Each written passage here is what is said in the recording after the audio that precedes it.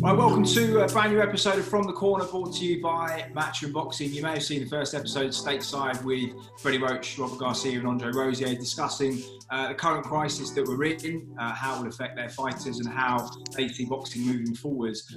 In the coming weeks, Chris Mannix and myself will be speaking to coaches stateside and here in the UK. The three men who join me here today require very little introduction, but I'm going to give them one anyway. Andy Lee, former WBO world middleweight champion turned trainer of Paddy Donovan, Jason Quigley, and of course more recently Tyson Fury alongside Javon Stewart. Andy, great to see you. Thanks for having me on, Chris. Pleasure, absolute pleasure. Angel Fernandez, coach of the Kazakh prospect Sultan Dalbek, Olympian turned professional prospect Kez Ashfaq too, and a man who was fundamental to the changes made by Anthony Joshua in that successful rematch against Andy Ruiz. Angel, great to see you. Thanks for your time today. Nice to see you, Chris. And you. And of course, Ben Davison, a man who took on arguably one of the greatest challenges faced by a trainer in the sport, bringing Tyson Fury back from the brink of obesity and drugs problems and depression to a remarkable performance against Deontay Wilder in that fight in late 2018. Now works, of course, as head coach to unified super lightweight world champion Josh Taylor and the current WBO super middleweight world champion Billy Joe Saunders. Ben, great to see you, mate. And had the Canelo fight gone ahead, we'd have known the result for about 2 weeks now, I think. Yeah, don't remind me. Sorry, mate. But gents, really appreciate you all coming on. You've all had big world level challenges relative early on in your coaching careers. You've all had success in those. And I do feel the one thing that you all have in common is an understanding that being a boxing trainer is a commitment far beyond holding pads and being in the corner on fight night. Angel, I'll come to you first. How would you describe the commitment that's involved and what it really means to be a teacher of boxing? It means so many things, you know. I don't think kind of like a lot of people maybe kind of like see only like the pad side, but to these guys, you got to be more to that, you know. You got to teach, you got to be a mentor to them, and to some of them, you got to act like a dad, you know. And you're gonna treat these guys as your babies, you know. Some of them, they need different attentions, and it really is down to you how to kind of like all the knowledge you have, you know, how to kind of like work with each individual, really. Ben, Angel mentioned there having to kind of be like a dad. Your story is so well documented, and the journey you went on with Tyson, who was so far past the point of help, it seemed, just 3 or 4 years ago, and the transformation and the comeback, still one of the most extraordinary in sports history. The situation Tyson was in mentally and physically when you began working with him, was that a full-time commitment 24/7 for you? And did you understand the magnitude of the task when you first started?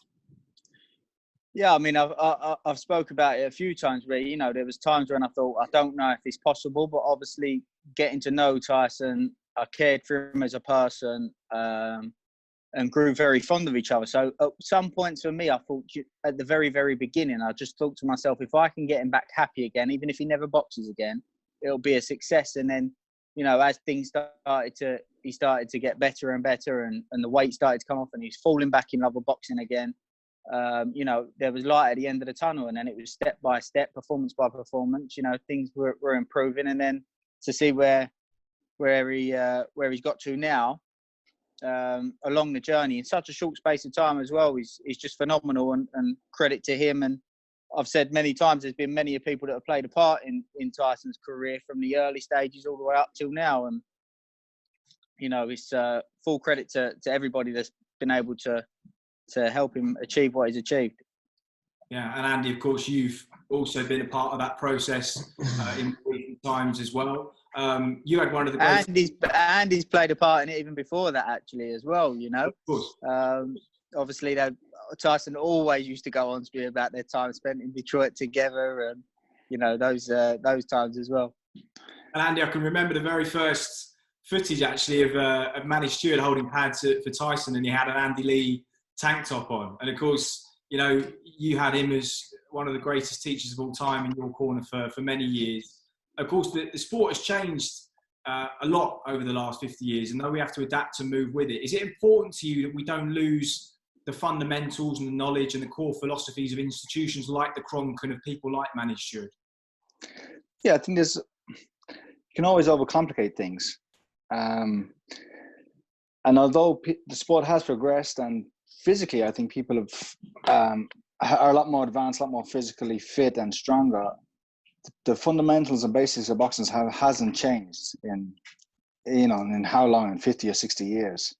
So I think there's always an emphasis to teach the basics, and there's always room for the basics. No matter how high you go in the sport or what level you reach, I think to practice the basics is key to success. Doing the simple things right will go a long way. Yeah. Angel, I know how important and how much value you place on the mental side of boxing. And I know someone who's teaching for the old school have had a big influence on your thinking is Custamato, somebody who believed that the mental side of boxing had to be in place before anything physical could happen. Yes, 100%. You know, I mean, as I said previously, you know, each fight is differently. You know, some might need kind of like more the physical side of things. You know, another one might need kind of like the skills side of things, or the technical side, if you want to say. But I believe the mental side in this sport is a must to have to any of them, because for me, that, you know, that comes first in order to kind of like teach anything secondary.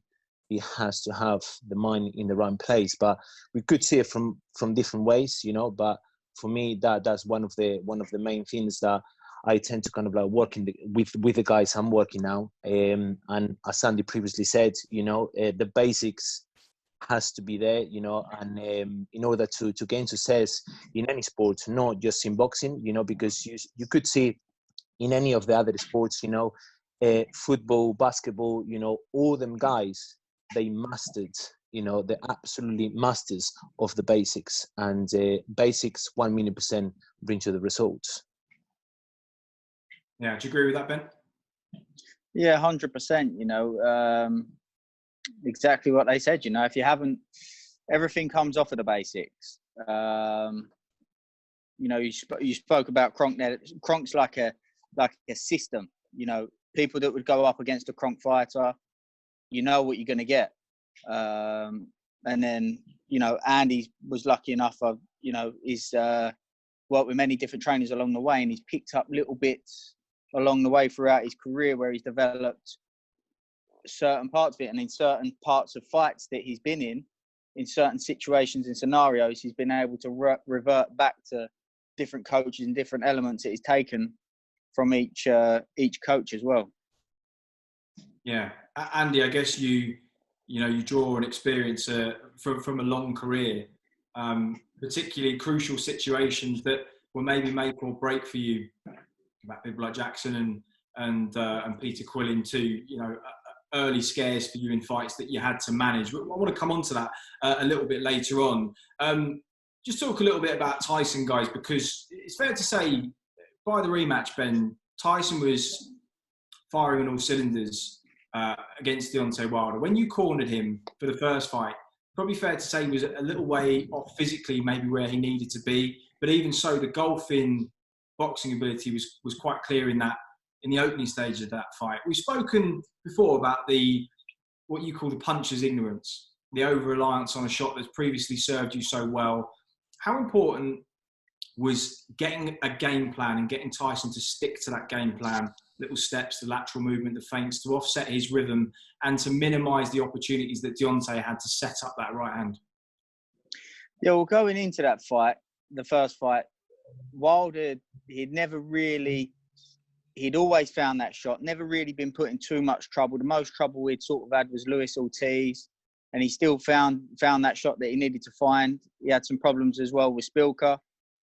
And the problem was with Tyson, as you say, he wasn't 100% going into that fight. He hadn't recovered from the dramatic weight loss that he had taken, and he hadn't boxed elite level in that comeback. So round management was very, very important. I didn't know what he'd have in the tank. Tyson didn't know what he'd have in the tank because he hadn't done the rounds at that level for a long time since the weight loss. So it was very important about managing the rounds. You know, he didn't want him to dominate for 8-9 rounds and then the tank be empty. And that was something that we had to have in the back of our minds. And I've got some texts on my phone actually of when Wilder boxed Ortiz the second time. he'd learned from the Tyson fight. He wanted to try and stay patient. Almost, if you're driving a car and I keep pulling out a turning, and every time I pull out that turning, there's never a car coming. That's probably the turning that you're going to have an accident on. See, if he keeps you occupied with the left hand, occupied with the left hand, forget about the right hand, he's going to try and sneak it in. But that patience we was aware of, and me and Tyson had a discussion about hard start fast, and it was definitely the right approach to take, because it was straight away going to take the momentum away from Wilder.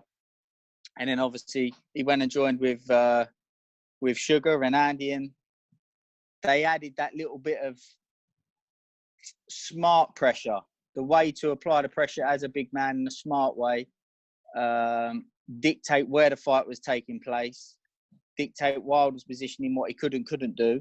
And Tyson also had time to recover from the weight loss from the Walling fight back in September all the way through to February, and definitely showed the results. Andy, obviously there were stylistic changes, as Ben mentioned there, for the rematch. We'll come on to those. While people talk about the tactics themselves, to take the approach that he did, knowing firsthand how dangerous Deontay Wilder is, took real mental strength and preparation of the mind, because it's one thing a coach telling you to walk down Julian Jackson, but when you're the one that's got to do it, it becomes a very different thing, and ultimately showed that the strength of mind and the ability to stick to a plan, and ultimately a lot of guts from them too. Yeah, like Angel said, like Ben said, like the mental side of boxing is probably the most important side. If you believe in yourself and have that strength of character as well to back yourself, like you can train for a fight with a certain plan, and you can instruct a certain plan, but for the fighter to actually go out there and carry it out the way Tyson did under those circumstances, in the biggest fight of his career, when up against, people were saying, the biggest puncher in heavyweight history, it was remarkable, and it is a testament to his strength of character. And if you get to know Tyson as Ben does, and I'm sure you might have had some experience with him, mentally, he is one of the most strongest people you will ever meet, and he's made for boxing. He's genetically made for boxing anyway, because he has it from his family. You got the Burtons on one side, you got the Gormans on the others, and the Furies, and he's been bred to fight. And all of those ingredients lead to the makeup of a great champion. Physically, what he can do with his ability is only surpassed what he can do mentally. Angel, another man who had to walk back into the fire against a dangerous opponent, was Anthony Joshua, who you got on board with for the rematch last year. Obviously, his mistake in the first fight was the exchange where he was concussed, and which ultimately cost him the fight. But the bigger picture was that his movement was a little one-dimensional. He was exiting high, kind of going back in straight lines when Ruiz likes to come forward in two phases. There was lots that he did technically wrong. From a point of view of mental strength, an amazing mindset to be able to go back into a fight after the way he lost. But just talk to me about some of the technical adjustments you kind of helped his team to make in a short time, constantly turning Ruiz, forcing him to reset. The same way Tyson did with Deontay, when you take away that puncher's best weapon and you reveal how little substance there might be behind that, you win a big psychological battle in a big fight like that, don't you? 100%, but just remember, it's not trying to put any excuse, Joshua previously was going to face Miller, a more slower guy, and within 4 weeks, all of a sudden he tend to kind of fight, a guy that has got speed of a light heavy. And then also, if you look at Ruiz, he kind of he came from fighting, I can't remember now his name, another guy with the similar characteristics as Anthony Joshua. So for him, it's kind of going into camp pretty much 4 weeks, just ready to take on another. So I think they did kind of struggle with that. And then the second time round, it's just between, Rob, myself, and Joby, just we kind of put the plan together, and you could see when things start to work as kind of the sparring, are going along on a week-to-week basis, things are going to improve, and then kind of the the fighter gains that confidence as well, because things are working. Previously he was getting caught with these shots, and then he's not taking them shots no more. You know what I mean? And he seemed very, very relaxed going into that fight, very positive minded as well, and just try to keep the camp, as positive as possible, And with the training and everything went well, and the results, were there for everyone to see. Andy, I know Manny was a huge advocate of getting fighters to spend more time actually boxing. Sounds crazy, but in any sport, if you want to excel in that sport, you do more of that thing. But in boxing, there's so much supplementary performance to improve coordination, explosivity, endurance. A fight these days for you doing enough of the basics, do you think? I can't judge anybody else. But Emmanuel would always say that the better boxer would win the rematch. And I think with the two rematches that we've seen, Joshua and Ruiz and Tyson and Wilder, that's been the case.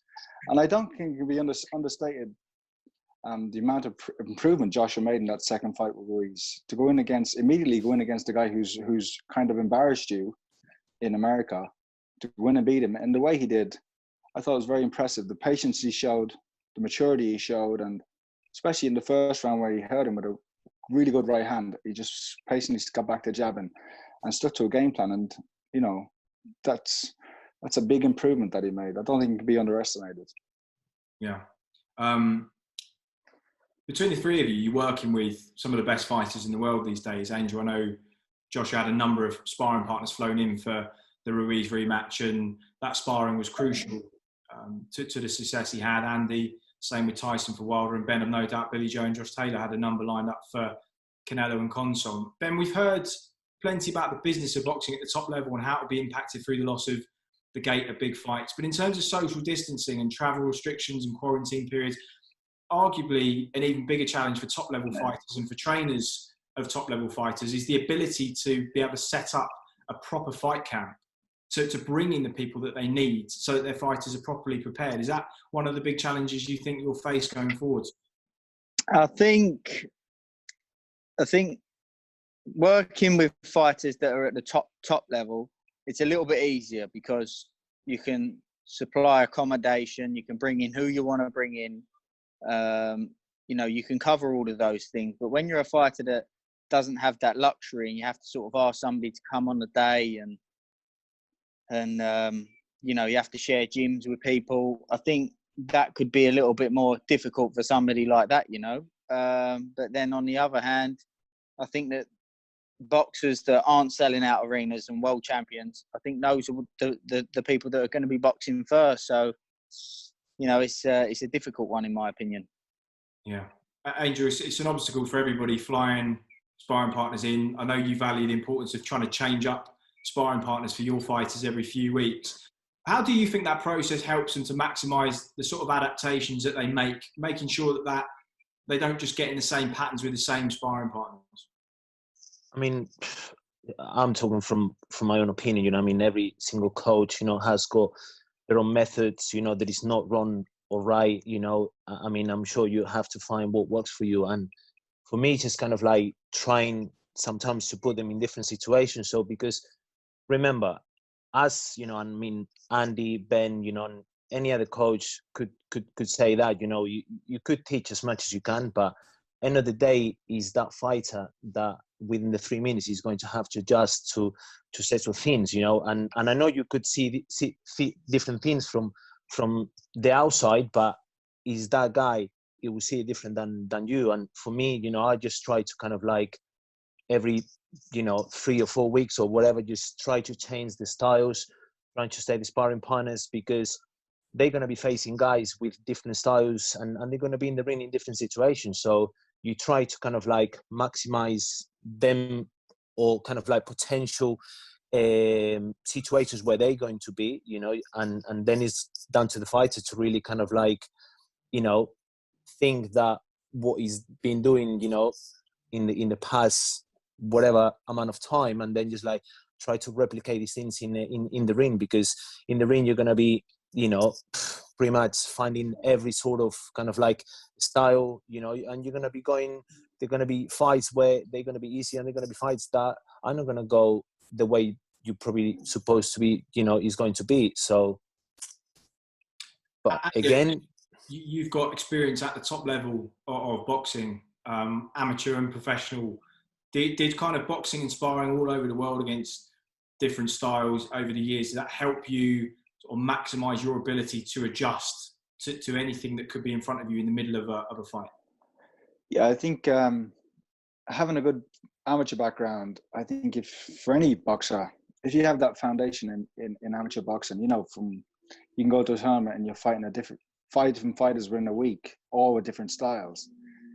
Even if you're not winning, if you're getting that experience, I think it will always stand to you. And it will, like, even later, when I was world champion, I'd always draw on my amateur experience and think of situations that I've been in. Yeah, so I think what Angel says is very important, that to change the opponents in sparring, to stress, to expose your fighters to a lot of different styles and to stress them in different ways, because you can have anyone can change their style in a fight, as you've seen with Tyson and Joshua do the same thing.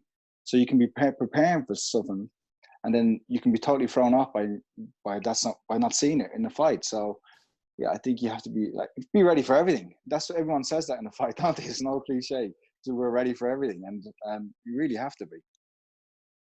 Yeah, and Ben, of course, at the other end of the spectrum, you've just taken on Josh Taylor, an established, accomplished champion, and obviously there'll be new things that you want to work on with him, but presumably you've also got to strike a fine balance between adding the new elements to his skill set that you want, while of course being respectful of the fact that he's going to have some ingrained fundamentals that you don't want to change too much. Yeah, I think it's just getting the fighter to believe in it. I'm a big fan of film study and that. So if I can show why it would be better to do it this way, here's how you do it like this, here's why you do it like this, and here's why it works, and here's why it's better. It helps a lot with the fighter to understand and see, okay, that makes sense to me, you know, because everybody's different. Some people will learn by doing it in shadow boxing. Some people will learn by doing it on the pad. Some people will learn by being thrown in the deep end. Some people will learn by being shown it. Some people you'll see by demonstrating. Some people will learn from film studies. So if you can cover every area, it just helps the fighter to understand and see, okay, that's how you want me to do it. But more importantly than how is why. Because if it makes sense and they understand it and they believe in it, then they're going to do it. And if you know what you're talking about, then if they do it, it'll work. And Andy, I guess what Ben's describing there is the difference between just being a trainer and actually being a teacher of the sport.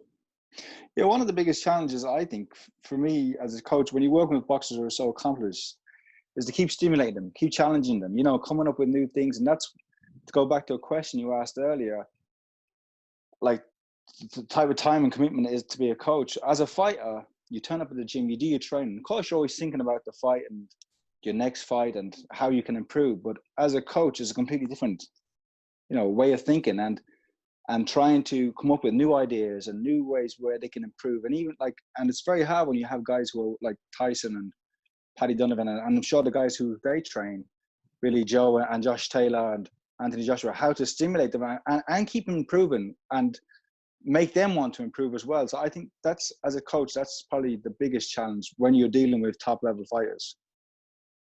I think I'm quite lucky in that respect, because Billy Joe, I've worked with Billy Joe for a very, very long time. So he'll always listen, no matter what people have this perception of him to be. He'll always listen, he'll always do it, and he'll always follow my advice. And with Josh, you know, I think when you're an experienced fighter and you have a change in coach, I think straight away, usually you've gone to that coach for a reason. And when that coach sells their philosophy to you and you believe in that philosophy, it's going to be a different way of coaching anyway, as Andy had with Emmanuel to then Adam. You know, that can freshen things up a little bit for a fighter. Like Tyson's had more professional trainers than I've had hot dinners, I think. And Billy Joe's the same. And, you know, I think that does help freshen things up for an experienced fighter as well, like Andy was saying. Angel, I know you kind of quite like to take someone on who's kind of a raw package that you can mould it into the exact style that you want and into the philosophy that you've built over the years. But if you do take somebody on that's already established, in terms of kind of correcting bad habits, whether it's hand position, the way they throw a particular punch, their balance, does getting them to relearn something from scratch sometimes cause frustration because they're getting caught more in sparring and things aren't yet autopilot? 100%. But remember that those frustrations, eventually are going to be something good for you, because when you're trying to teach, as I said, and then guys that have said as well, once you're coming in and you kind of like tend to train a elite fighter, I tend to kind of like stimulate the mind. They're going to have to kind of like come with a question each day to the gym. So, and you as a coach, you got to try and answer them questions, so they take away something each day. So kind of like keeping that stimulation onto them. And again, it's just kind of like one of the things that kind of like everyone is different, Something I want to get all of your opinions on is an aspect that's rarely really spoken about in boxing, but we call it, I suppose, crisis management in a fight. We've talked in some depth about how crucial mental preparation is to performance. I wonder whether coaches get their fighters to visualise the process of being knocked down in a fight and talking to their fighters about what to do when they're in survival mode. I can remember having a conversation with Amir Khan just after the Danny Garcia fight, and he said for all the things he'd ever learned in his career, he'd never really been taught survival tactics and the management of those key moments after a bad knockdown, when your head's not clear, your body isn't responding. Ben, we look back at those times that Tyson has been put over, whether it was Cunningham or Wilder, he's been incredibly calm. He never rushes the process of getting to his feet. He knows when to hold, when to punch. Is crisis management, do you think, down to fighters' individual instincts, or there are things that can be taught to help them in those situations? Yeah, of course there's things that can be taught to help those situations. And I think there's times when you need to put a rocket up somebody's ass. There's times when you need to be calm. There's sometimes you have to know when and how to, and that can vary from fighter to fighter. I think with Tyson going into the first Wilder fight, the thing that stood out for me, again, going back to his mental strength, was his ability to be realistic, but yet still confident. He wouldn't say, I'm going to wipe the floor. He'd say, listen, if I get it with a good shot and I go down, I'm going to do this, I'm going to do that. I've done it before. I've rushed to my feet before. I've, took my time and got up before. And those experiences paid dividends for him. And I started laughing when you mentioned that, because Billy Joe actually said to me about a time when he was in the gym with Andy, and Andy said to him, gave him some tips about what Andy had learned through his experiences of being put over, and how he took his time and how he got up and how he positioned his body and his body language for the referee. And, that's the sharing advice and being in the gym with other fighters and taking little bits from each other. You got Josh Taylor and Billy Joe, two world-class southpaws, but both got different attributes as well. So they can take things from each other. And when they're doing a joint session together, I'll see them sometimes, they'll have a conversation. Yeah, when I do it like this, or if I try this, or if I try that. Ben said to do it like this. How would you do it? Yeah, okay, so you do it like that. And bouncing ideas off each other, again, can take your game to the next level. Andy, Ben mentioned there, you passing on knowledge of your own experiences. I guess we learn the most about ourselves from the hardest moments. And you look back to, John Jackson, Peter Quillen being down early. I guess you were more hurt against Peter than John. I can always recall how methodical you were in getting to your feet, not moving your legs too much because, they might betray you, showing the referee that you're clear-headed. And then, of course, you have to deal with the onslaught that comes to you. You've spoken in interviews before about the visualization that you would go through points in your career in the amateurs when you couldn't spar. You would go through entire sessions in your head and visualize those sessions. Did you ever used to visualize the sort of moments, some of the worst moments being knocked down? And do you ever talk to fighters about that process of dealing with a knockdown? It's a difficult question. Like, to be honest with you, I never really visualized being knocked down because I never really, as a fighter, I never wanted to see myself or even think of myself being in that position. But like Ben was saying, I think you learn more from your examples than, I could tell somebody a million times one thing, but if they actually can see it working and being effective, I think it's a very good way of teaching things. And I don't know, you can't prepare for being knocked down. It's very hard. Nobody fighter wants to prepare for that. You can prepare for it, but then in the moment, things can go out the window. You just gotta try to pull yourself together, compose yourself, realize what's happened, accept what's happened, and then build from there. It's only a round. It's only 2 rounds. You can get it back. It's not the end of the world. And those are the type of thoughts that you should be trying to instill in fighters. But I had those recoveries from Jackson and from Quillen, but then I got dropped by Billy Joe. And I remember the previous week watching Quillen fight Jacobs. Quillen was dropped in the first round, got up and fought, didn't hold, and was eventually stopped. And I remember saying to him, hold. And I thought to myself, if I get in that situation ever, I'm going to hold.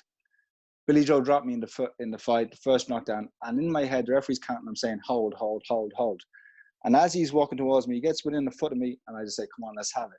And I let my hands go. And it cost me the fight because the second knockdown in the fight instead of holding. So you can plan for it, but sometimes you have to experience it and know. If I could go back, I would have held, and I'm other fighters would say the same. But time after time, Andy, you caught people in that situation as well. Yeah, you was dangerous when you was hurt. Yeah. So, it was a toss of the coin, but it didn't land on my side this time. Angel, you and I have spoken before about this process and putting fighters in mentally fatiguing situations when they're already physically tired in training to try and get them used to thinking under potentially stressful situations. You mentioned some of the techniques that Anatoly Lomachenko uses with mass problems.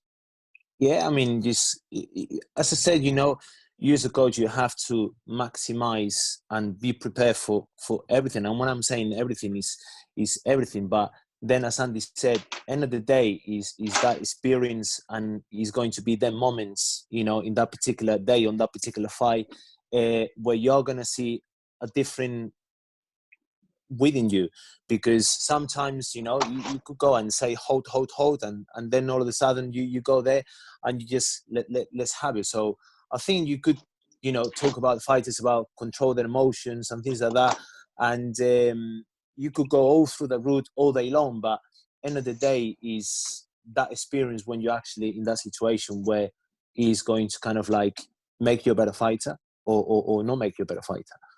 So I guess as a trainer as well, it's a different thing altogether. And I can remember, Andy, you going back to the corner after the I think Quillen knockdown in the first round, and Adam was there. And is that the person that you now want to be, the Adam Booth? If you're in that same situation with a fighter where they go down, they're hurt, and what kind of environment do you need to create in that corner when they come back after a bad round? I think it has to be calm. I think it always has to be calm. There was this old cutman called James Strickland. He worked my corner once, and I was actually, Sugar Hill was my coach at the fight. I won't mention the fight, but Sugar Hill was getting in my ass, and he was almost slapping me in the corner, trying to wake me up because I was in a bit of a daze and I was taking a bit of a shellacking. But I eventually got it together and won the fight. But James Strickland, the cutman from Ohio, he called me over and said, Andy, the corner should be a place of rest, of tranquility, because the fight itself is stressful enough. The fight is hard. You don't need another fight when you go back to the corner. You just need clear and simple instructions, how to deal with what's going on, and then time to breathe, and then also process the information. Ben, I can see you nodding along with that, and I think the one thing you were credited so rightfully with, was creating that environment for Tyson in that first Wilder fight, because it was a frantic fight at times. There were some unbelievable rounds. Tyson was down a couple of times. I think it was the 9th he went down the first time. When he came back to that corner, what was your priority in that moment? To explain to him why that happened. You know, he changed his height, which, you know, usually as a tall man, people will say, oh, you shouldn't do. But when you're against a tall man that's pretty much the same height, you're no longer a tall man. So when Tyson changed his height, he didn't smother Wilder. He stayed at the same distance, which allowed him to get clipped up the back of the head. Even though it was back up the back of the head, there was a reason why he got hit with that shot. And it's just about explaining why, you know, 2 or 3 maybe key points there and explaining why. Again, it's always about why. But more importantly, I would say, was the Otto Wallin fight, when Tyson got a bad cut. And there was a few people in the corner a bit, you know, panicking a little bit. And it was about keeping him calm, knowing when to get Tyson to put his foot on the gas. You know, we had to make a decision there of, obviously Otto was a southpaw and Tyson was cut over his right eye. So we had to be wary of the left hand, which was on becoming a blind spot for Tyson. But if he got too close too soon, we risked the chance of the cut getting worse too soon in the fight. We knew that the doctor and the referee was looking at it. So it was about the right time for Tyson to then close the gap. And he could sort of use his hands and feel as his eyes, as opposed to having to defend at distance where he was limited to one eye in the end. So, you know, it's those sort of decisions that have to be made instinctively. And when you give that information across, it has to be in a cool, calm, collected manner where the fighter can take it in. If I'm rallying a load of information off, like when your missus is having a go at you and she's throwing 20 things at you, then you're not going to take them all Just in. leave the house. Just leave the house. Exactly, leave the house. And I like how everybody simultaneously smiled as if, yeah, we've all been there.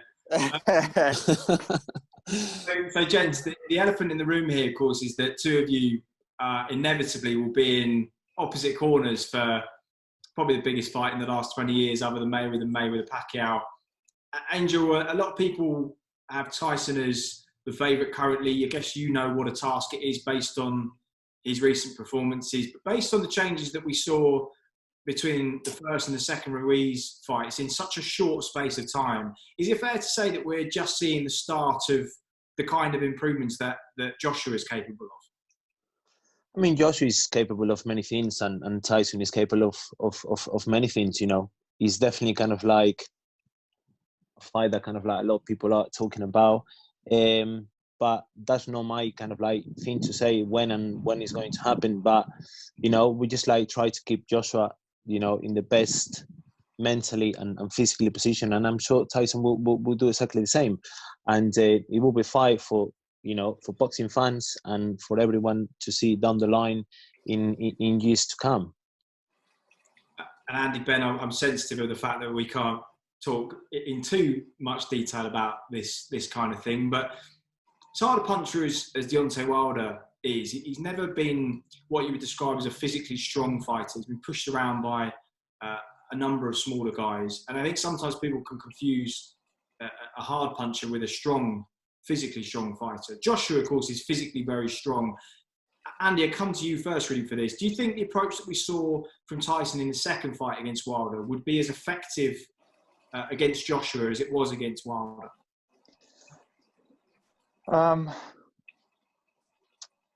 That's a good question. I knew this would be a slightly... It was very effective against Wilder because it was the perfect way to fight Wilder, and I think it would be the approach, some similar if he was to fight Joshua. Maybe be a little bit more careful.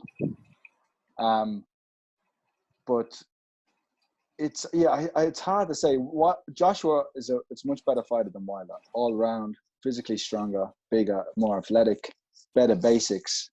But I'm not sure how he would handle Tyson going at him in that way. Yeah, Ben, do you agree with that? I think he's become a lot more of an interesting fight because it always come across that I was very critical of Anthony Joshua, but I wasn't. I was just I knew that the style and his limitations was very suited to Tyson, but you have to give credit where credit's due, and he's shown versatility now. And that's always been a strong point in Tyson. He's so versatile. He can box as a southpaw, he can box as an orthodox, he can go forward as a southpaw, he can go back as an orthodox, he can fight inside for a big man. And that versatility is a huge strength for Tyson. But with Joshua now showing that he can be more versatile, I think it's a fight now where the first round or two will be very interesting, where both guys may try to take the initiative, may try to go on the front foot, and may adjust, may then have to go on the back foot at times. And I think there'll be a lot of adjustments throughout those first few rounds to sort of feel each other out and what works, what doesn't work, what are they good at, what are they not good at. Due to both now being, Tyson's always been very versatile, but now with Joshua being a little bit more versatile, it becomes a more interesting fight. I just feel, for me, that Tyson's more versatile, mentally super strong.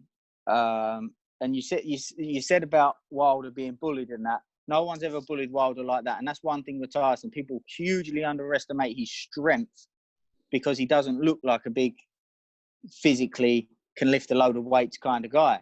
But when you get in there and wrestle with him or try and have a push and a pull, as Carl Froch would say, he's very, very, very strong. Very strong. I mean, Angel, you've seen firsthand and behind closed doors, I guess, a lot more of what Joshua's capable of than perhaps we even saw just in the Ruiz rematch. How far away do you think Joshua is from being kind of really ready for that fight, knowing that he's making improvements all of the time that you're with him? I mean, he did mention, just like a month ago that he will definitely like that fight. But as I said, listen, you could go through so many fights, and I think it's just going to be one of that fights that either is going to be amazing for the public to watch, or is going to be one of these fights where both of them are going to be kind of like wary of, what is that man is going to try to do and what that man is going to try to do. But then again, Joshua is ready. He's always in the gym. He's always training. And I'm sure Tyson is doing the same. And that's why he makes this fight, a great fight for everybody. But as I said, he's mentally strong. Joshua he's always been ready, because otherwise he wouldn't mention, Tyson's name, and Tyson wouldn't be mentioning Joshua's name. But yeah, he's ready whenever, and Tyson is ready whenever. So I let the guys behind us do that negotiation and made the fight happen. Yeah, great stuff. Well, I think we can all agree that it would just be a relief when that fight is finally signed, because it's the one that we all want to see, and of course you've all played a big part of in getting both the fighters there. Gents, a real pleasure to talk to you all. Thank you very much. I know we're all kind of rich at the moment, but I really appreciate you sitting down and talking like this, so thank you. Thank you, Chris. Thank you. Good to see you all. Pleasure. Thank you, Ben, and thank you, Andy. All the best, guys. Thank you, Angel. Thank you, Ben. All the best. Andy, Angel, Ben, many thanks. And thanks to you at home for watching and listening from the corner as well. Take care, everybody, and we'll see you again very soon.